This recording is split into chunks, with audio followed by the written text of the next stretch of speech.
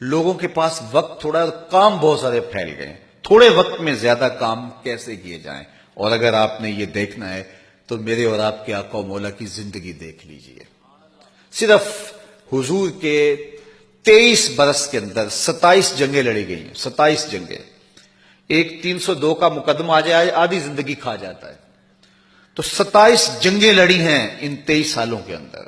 آنے والے وفود سے ملاقات کی ہے، قیامت تک آنے والا منشور حیات دیا ہے، صحابہ کی تربیت کی ہے، غازی بھی تیار کیے، مجاہد بھی تیار کیے، اور جو ہے وہ حضرت عمر فاروق جیسے، صدیق اکبر جیسے لوگ تیار کیے، خالد بن ولید جیسے جرنیل تیار کیے، اور دنیا کے بادشاہوں کو خطوط لکھ کے مختلف سفیر بھیجے۔ اور عبادت کا رنگ کیا ہے کہ یوں قیام کرتے ہیں کہ میرا مالک خود کہتا ہے، چادر اوڑھنے والے محبوب ساری رات جاگا نہ کر، کبھی سو بھی لیا کر۔ تو اللہ کے حضور اس کی بندگی کو بھی اس انداز سے ادا کر رہے ہیں۔ تو صرف 23 سالہ زندگی کے اندر اگر آپ دیکھیں، آنے والے وفود سے ملاقات بھی ہو رہی ہے، دکھیوں کے کام بھی آ رہے ہیں۔ 9 ازواج تھی جب حضور کا وصال ہوا ہے، کسی ایک کو بھی حضور پہ شکایت نہیں تھی۔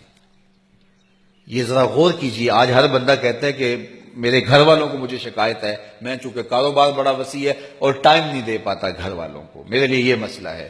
اب 27 جنگیں بھی لڑی ہیں، 9 ازواج کے ساتھ حضور کا رویہ اتنا خوبصورت ہے، اور اس طرح ان کو وقت دیا ہے کہ کسی ایک کو بھی شکایت نہیں ہے۔ اور گزرتی ہوئی خاتون بھی حضور کو 2 گھنٹے 3 گھنٹے کھڑا کر لیتی ہے، آنے والے وفود سے بھی ملاقات ہو رہی ہے، اور لاکھوں کی تعداد کے اندر صحابہ حضور سے حدیثیں بھی جمع کرتے ہیں، صفہ کے چبوترے پہ بیٹھنے والے حضور سے درس زندگی بھی لیتے ہیں، اور لوگوں کی تیمارداری بھی کرنے جاتے ہیں، جنازوں میں بھی شامل ہوتے ہیں۔ تو یہ وقت کے اندر برکت پیدا ہو جاتی ہے جب آپ جو ہے وہ اپنے غیر ضروری کاموں کو نکال دیتے ہیں۔ تو فرمایا من حسن اسلام المرء ترکہ ما لا یعنی ہے، کسی شخص کے اسلام کا حسن یہ ہے کہ وہ ہر بے مقصد کام کو چھوڑ دے۔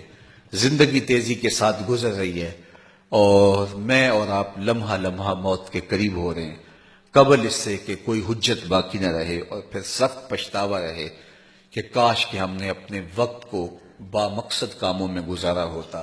آج میرے اور آپ کے پاس یہ وقت ہے، اس کو غنیمت جانیے۔ وہ کیا کسی نے کہا تھا، اج ساوی نے کھلے راوی نے انج ٹوک نوکھڑے ٹکدے نہیں، ٹر پویں تے پینڈے مک جاندے، کار بیٹھے ہیں فاصلے مکدے نہیں۔ تو آج کا وقت ہمارے لیے بہت غنیمت ہے، تو ہم ذرا اپنے من میں اتر کے اپنے اندر دیکھیں کہ ہم کہاں کھڑے ہیں اور ہمیں کہاں کھڑا ہونا چاہیے۔